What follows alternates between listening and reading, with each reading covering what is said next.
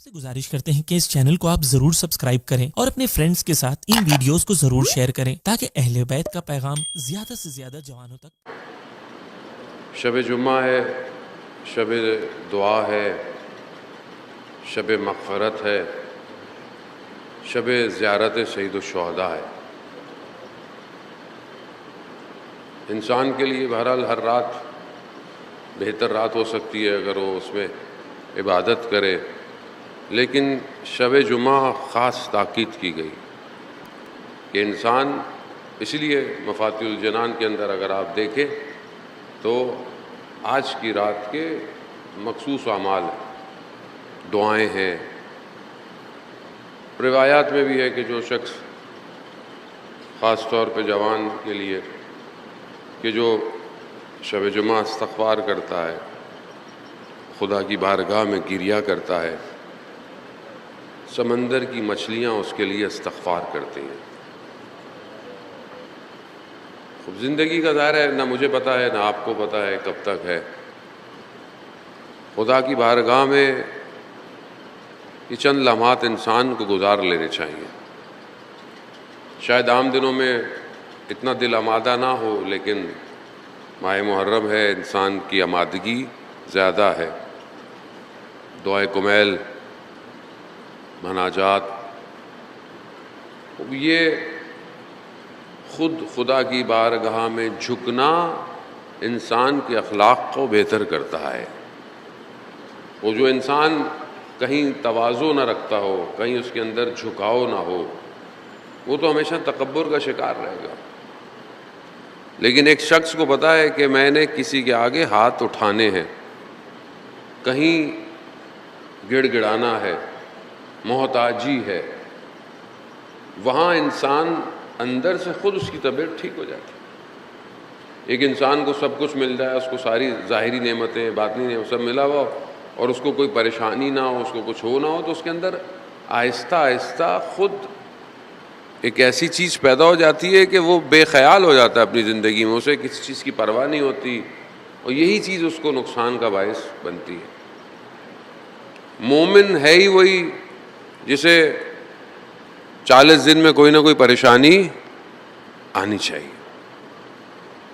وہ مشہور واقعہ پیغمبر اکرم صلی اللہ علیہ وآلہ وسلم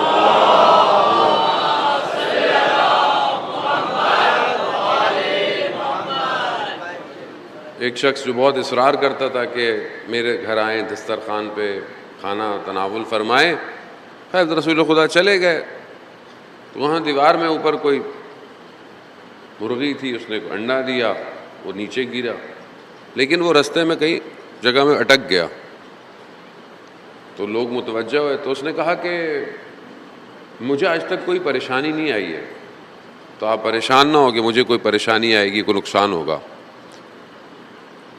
رسول خدا اس سے دسترخوان سے کھڑے ہو گئے، کہا کہ جسے مشکل پریشانی نہ آئے خدا اس کو اس کے حال پہ چھوڑ دیتا ہے، اور میں ایسے کہ دسترخوان پہ کھانا نہیں کھا سکتا۔ خوب یہ مصیبت، ابتلاءات، امتحانات انسان کو بنانے کے لیے، یہ بالکل آگ کی اس بھٹی کی طرح ہے کہ جہاں آپ پتھر کو ڈالتے ہیں تاکہ کیا ہو جائے، وہ مضبوط ہو جائے۔ لوہے کو دہکتی ہوئی جگہ ڈالیں تاکہ وہ مولڈ ہو جائے۔ لوہا جب گرم ہوتا ہے تبھی اس پہ چوٹ ماری جاتی ہے تاکہ وہ صحیح ہو۔ آغا دولابی فرماتے تھے کہ ہر کے گرفتار است گرفتار یار است۔ جو گرفتار ہے، جو مشکل میں پھنسا ہوا ہے، اصل میں خدا اس سے محبت کرتا ہے، خدا نے اسے اپنے پاس رکھا ہوا ہے۔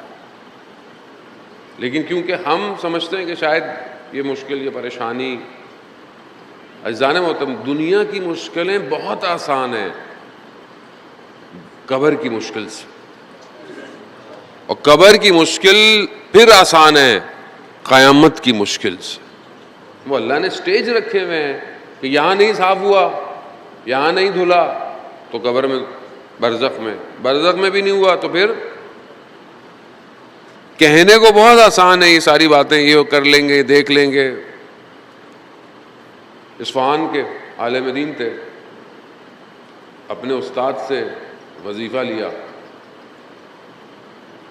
اور چند دن اصفہان کا مشہور قبرستان ہے تخت فولاد، اس میں جا کر عمل کیا۔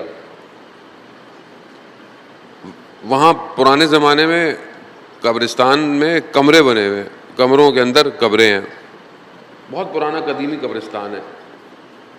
ایک قبر کو ڈھونڈنے کے لیے اللہ نے ہمیں بھی توفیق دی تھی، کوئی بہت بڑے عالم دین تھے، اور جن کی قبر میں شیخ بھائی گئے تھے، فاتحہ پڑھ رہے تھے تو اندر سے آواز آئی تیار ہو جاؤ۔ شیخ بھائی کے چہرے کا رنگ بدل گیا تھا، اور چند مہینوں کے بعد شیخ بھائی کا، تو ہم نے بولا ہم بھی اس قبر میں جاتے ہیں۔ بہرحال ہمیں بھی خدا نے توفیق دی، البتہ ہم اس قابل نہیں تھے کہ ہمیں بھی اندر سے کوئی آواز آتی، لیکن بہرحال قبر سے تو ہم ہو کے آ گئے۔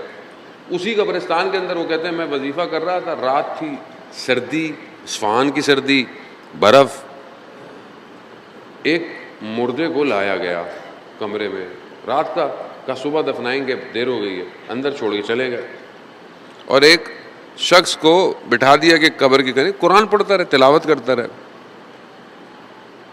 اب یہ تو وظیفہ کر رہے تھے کہ کچھ کھلے، تو انہوں نے دیکھا کہ دو ملائکہ ہاتھوں میں آگ کی گرز لے کر آئے ہیں، اور انہوں نے ایک ہی گرز اس مردے کو مارا ہے، اور اس کی چیخ پکار ایسی تھی، وہ کہتے ہیں پورا قبرستان ہل گیا، اور ان کا بدن شل ہو گیا۔ اور یہ اب کہہ رہے ہیں، اس جو قاری قرآن پڑھا اسے نظر نہیں آ رہا، انہیں نظر آ رہا، یہ اس کو کہہ رہے ہیں مجھے باہر نکالو قبرستان سے، قبر، وہ کہہ رہے ہیں کہ سردی ہے باہر، آپ کہاں جا رہے ہیں؟ کہا نہیں مجھے باہر نکال۔ انہوں نے اپنے آپ کو خود گھسیٹتے ہوئے کہتے ہیں قبرستان اس کمرے سے باہر پھینکا، سردی تھی، بے ہوش ہو گئے۔ صبح جب شاگرد آئے تو دیکھا، جب ان کو لے گا ہاسپٹل تو ان کے جو استاد تھے وہ ان کے پاس آئے، کہا ایک لمحے کے لیے برزخ برداشت نہیں کر پائے، ایک لمحے کے لیے۔ اسی لیے شب جمعہ بہت امپورٹنٹ ہے، کیونکہ ہم تو زندہ ہیں، اس لیے ہمیں تو کوئی آئیڈیا نہیں ہے، لیکن جو دنیا سے چلے گئے ہیں، ہمارے مرحومین، ہمارے آباء و اجداد، ماں باپ، جو بھی چلے گئے، وہ شب جمعہ خاص انتظار کرتے ہیں کہ ان کی قبر پر یہاں سے کچھ جائے، کچھ جائے۔ کیا بھیجیں گے آپ؟ روایات میں شب جمعہ سے لے کر جمعے کی عصر تک، ظہر تک، اللہ اجازت دیتا ہے کہ جاؤ اور جا کر خبر لو۔ آتے ہیں وہ، بعض اوقات روایات میں پرندوں کی صورت میں آتے ہیں، اور کیا دیکھتے ہیں؟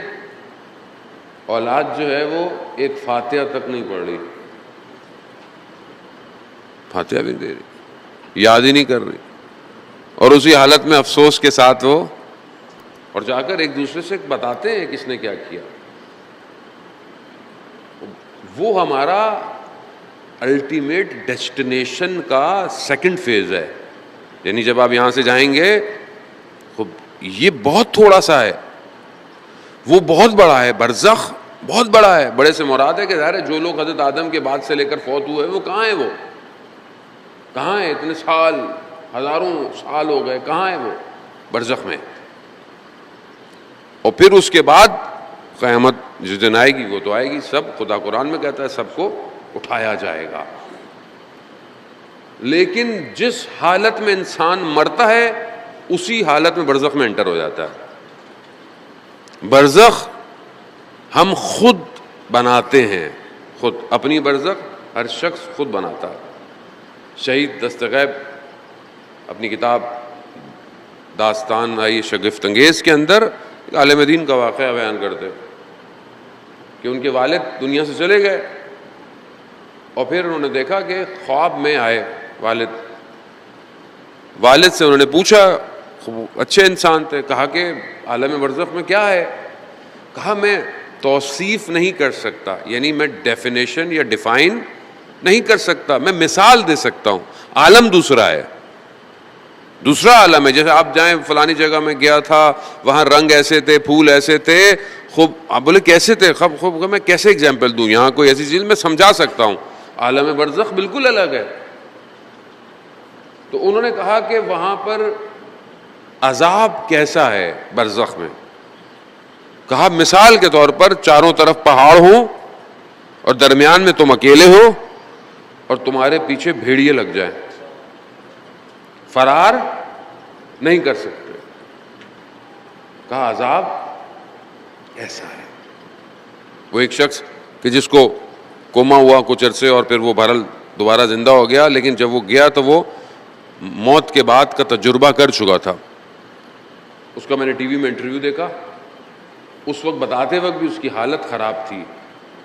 اس نے ایک لمحے کے لیے عالم برزخ میں ایک شکل دیکھی تھی کہ جب وہ گیا اس نے دیکھا کہ دھندلا سا ہے، کچھ لوگ بیٹھے ہوئے ہیں. کہتا میں سمجھ گیا حساب کتاب ہے. کہتا ان میں سے ایک شخص اٹھ کے آیا، میرے قریب آیا اور میں نے اسے دیکھا. کہا جب میری اس پہ نگاہ پڑی اس کا چہرہ اتنا خوفناک تھا کہ دنیا کے بھیڑیے خوبصورت ہیں، بھیڑیے خوبصورت ہیں. اور اس نے کچھ نہیں کہا، مجھے صرف میری طرف اشارہ کیا. کہا کہ تم اپنی زوجہ کے ساتھ بد کلام کیوں ہو؟ بس یہاں تو پتہ ہی نہیں ہے زندگی گزر رہی ہے، جو منہ میں آ رہا ہے، زبان میں آ رہا ہے، بولے جا رہے ہیں. قبر میں سب سے زیادہ عذاب زبان کی وجہ سے. زبان. شہید دستگیر کی کتاب گناہ کبیرہ، خدا میں توفیق دے ہم پڑھیں اس کو. کتنے گناہ ہیں جو زبان کی وجہ سے ہیں. یہ اللہ نے یہ نعمت ہے، مگر ہم کیا کرتے ہیں؟ زحمت. صرف تو انہوں نے اپنے باپ سے پوچھا کہ بہرحال یہ تو عذاب ہے. کہا بابا تو پھر وہاں پر یہ جو ہم اتنی دعائیں، فاتحہ، نیکیاں یہ کیسے پہنچتی ہیں؟ اس کا کیا فائدہ ہے؟ کہا بیٹا اس کی بھی میں مثال دے سکتا ہوں. کہا جیسے کہا ایک بند کمرہ ہو اور شدید گرمی ہو، شدید اس کے اندر دھواں ہو، سانس نہ آتی ہو، اور ایک کھڑکی کھولے اور اس میں سے تازہ ہوا کا جھونکا آئے. آپ کی ابھی صلوات آپ کے مرومین کی قبروں میں تازہ جھونکا ہے.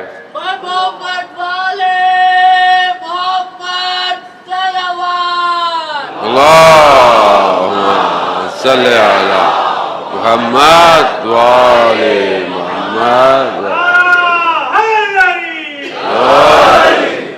یہ صلوات ابھی ریئل ٹائم میں، ہمارے ہاں انٹرنیٹ کا ریئل ٹائم تو یاد ہے ہمیں، 1 سیکنڈ کے ڈیلے سے ویڈیو جاتی ہے 500. یہ اللہ کے ریئل ٹائم ہے. اسی ریئل ٹائم میں مرحومین کی قبر میں یہ تازہ جھونکا گیا ہے. شب جمعہ ایسا نا، وہ تو پریکٹیکل ہے، یہ سب روایات ہیں. پھر انہوں نے دیکھا کہ ان کے باپ کے ہونٹوں پہ نشان ہے، زخم. کہا بابا یہ زخم کیسے ہیں؟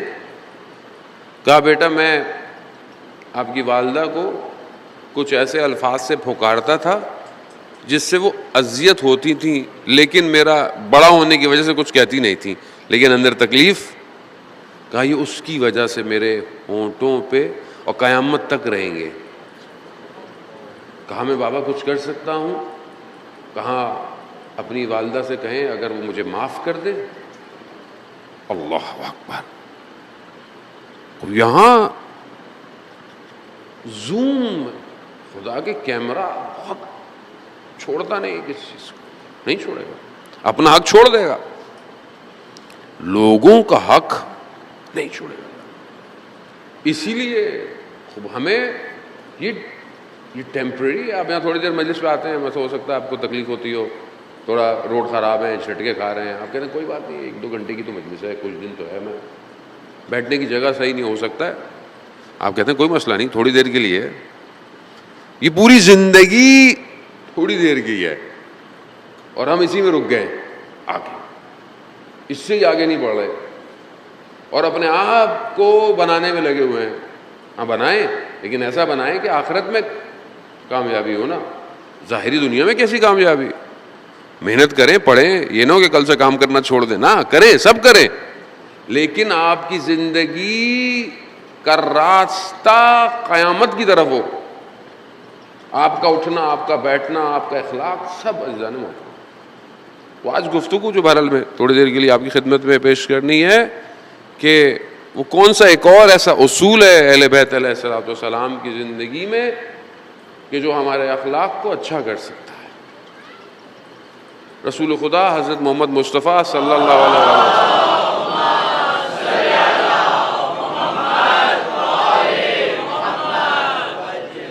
رسول خدا ارشاد فرماتے ہیں کہ حضرت ابراہیم، کیونکہ دین ابراہیمی ہے، سارے دین ابراہیمی ہے. کیوں؟ کیونکہ حضرت ابراہیم کی اولاد حضرت اسماعیل، حضرت اسحاق، پھر حضرت اسحاق کی اولاد سے پھر حضرت یعقوب، اور پھر آگے سلسلہ سارا، وہ پورا انبیاؤں کا ایک چیپٹر. اور ادھر حضرت اسماعیل کی اولاد، اور پھر درمیان میں نبی کوئی نہیں آیا لیکن توحید پرست سارے تھے، اور اس کے بعد آخری رسول کی. لیکن یہ سارے اس لیے یہ جو آج کرسچن، جیوز اور مسلمان، یہ سب دین ابراہیمی ہے. رسول خدا فرماتے ہیں کہ جو حضرت ابراہیم تھے وہ بہت غیرت مند تھے، غیور تھے. بیان ہوتا ہے کہ اپنی زوجہ کو، سارہ کو سوار کر رہے تھے گھر میں، تو دیکھا ایک اجنبی اندر آ گیا. نبی تھے، غیرت. تم کون ہو؟ کہاں سے کیسے آئے؟ تو اس نے بولا کہ آپ پریشان نہ ہو، میں ملائکہ ہوں، انسان کی صورت میں آیا ہوں. کہا کون؟ کہا میں حضرت اسرائیل ہوں.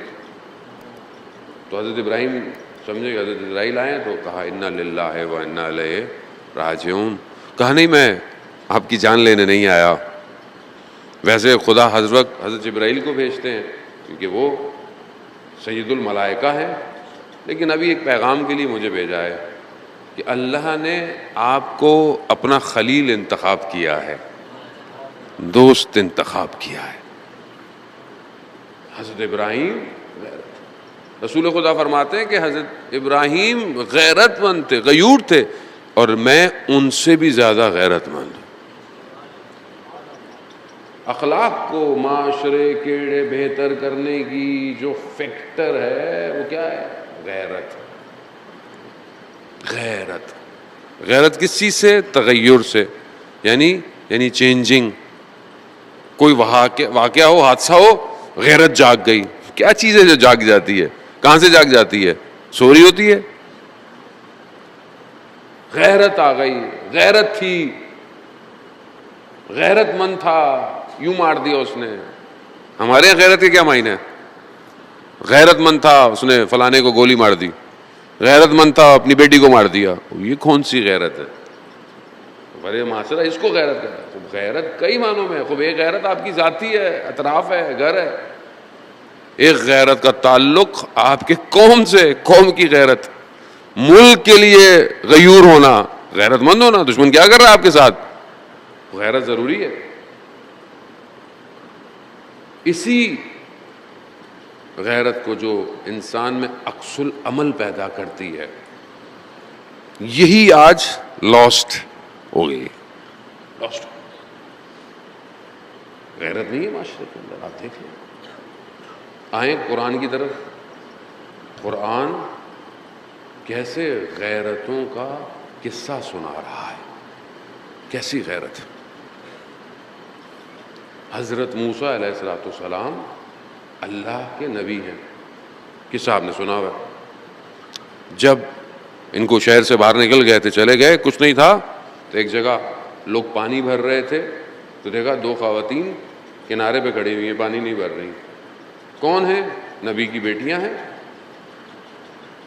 جنہوں نے پوچھا، انہوں نے کہا کہ مرد ہیں، تو انہوں نے کہا میں بھر دیتا ہوں. انہوں نے پانی بھر دیا. طاقتور تھے. پھر کہا کہ میں لے بھی چلتا ہوں. ان کہا کہ ہمارے گھر چلے. ان کہا ٹھیک ہے. اب جو گھر لے کے جائے گا وہ آگے آگے چلے گا، جس کو نہیں پتا وہ پیچھے چلے گا. مگر حضرت موسیٰ کی غیرت. قرآن عزیزان محترم، کیونکہ ہم نے، میرے وہ یہ بات ہے نا، ہم تو مردے کے ثواب کے لیے پڑھتے. حضرت موسیٰ نے کہا کہ نہیں، میں آگے چلوں گا، آپ میرے پیچھے چلیے گا. رسول خدا کی حدیث ہے، کسی بھی نامحرم خاتون کے پیچھے مت چلو. شیر کے پیچھے چلو، نامحرم خاتون کے پیچھے مت چلو. کہا میں آگے آگے چلوں گا. کہا جہاں مڑنا ہو وہاں پتھر پھینک دیجیے گا، میں اس طرف مڑ جاؤں گا. حضرت موسیٰ علیہ السلام. حضرت یوسف کا واقعہ، قصہ آپ نے سنا ہوا ہے کس طرح حضرت یوسف کو. لیکن قرآن کی خوبصورتی کیسی ہے کہ ان واقعات کو بیان کرتے ہوئے کتنا ادب، کتنا احترام. کیوں؟ کیونکہ خدا خود غیرت کے تقاضے کو قائم رکھتا ہے. کس طرح اس واقعے کو بیان کیا ہے کہ انسان اس سے عفت حاصل کرتا ہے. زلیخا، پھر وہ خود مصر کی خواتین. کیا کہا حضرت یوسف نے جب سب پیچھے پڑ گئے؟ کیا کہا پروردگار اس سے بہتر ہے تو مجھے زندان میں ڈال دے. خود خدا کو کہا. غیرت یوسف. حیرت ہے. آیت اللہ جعفر مجتہدی تہرانی، جن کا میں پہلے بھی ذکر کیا کہ شاید آنے والے دنوں میں، بہت عجیب شخصیت تھی. یہاں آدمی سوچتا تھا، بولتا تھا، وہاں آ جاتے تھے. کہتے میں مسجد سہلا گیا. مسجد سہلا آپ جانتے ہیں، نجف، کوفہ، جہاں امام سے منسوب ہے، بڑے مقامات ہیں. کہ میں وہاں گیا، میں نے دیکھا کہ 2 جوان اچھے لباس پہنے ہوئے لوٹ پھوٹ ہو رہے ہیں امام کے لیے، گریے، رو رہے ہیں. میں نے جا کے ان کو سمجھایا کیا کر رہے ہو، بس کافی ہے. باہر وہ سمجھے، باہر نکلے، مجھے پتہ ہی نہیں چلا. بڑی زبردستی گاڑی تھی، مجھے بھی بٹھایا اور لے گئے. کہا بغداد لے گئے. جوانوں کے لیے یہ بہت امپورٹنٹ ہے عزیزان محترم. مجھے لے گئے بغداد. مجھے ایک گھر میں، بہت اچھا تھا گھر تھا، اور باہر چلے گئے. اس گھر میں چند خواتین تھیں اور مجھے بند کر کے چلے گئے. اور وہ مجھے کہیں کہ ہمارے ساتھ نکاح کرو. میں چند ماہ وہاں رہا. روز زندہ ہوتا تھا، روز مرتا تھا. آسان نہیں ہے. یہاں تو ایک تصویر آ جائے تو صبر نہیں ہوتا. اڑتی ہوئی کوئی فرینڈ ریکویسٹ آ جائے، 6 مہینے ایسے نہیں آیا لوگ اس مقام پہ پہنچے ہیں. جانے ابن سیرین جو خواب کی تعبیر بتاتا تھا، مشہور تھا، خوبصورت تھا، بہانے سے کسی گھر میں گھسایا اس کو سامان لانے، بند کر دیا. کہا کہ غلط فعل انجام دو. کہا نہیں کروں گا، نہیں کروں گا. بھاگا چھت کی طرف اور چھت سے کود گیا. مرنے کا تھا، ٹوٹ جائیں گی ہڈیاں، لیکن دیکھا کہ کوئی ہاتھ آئے، انہوں نے اس کو روک لیا. خدا جو یوسف کے لیے 7 بند دروازے کھول سکتا ہے، وہی خدا آپ کے لیے، میرے لیے بھی بہت کچھ کر سکتا ہے.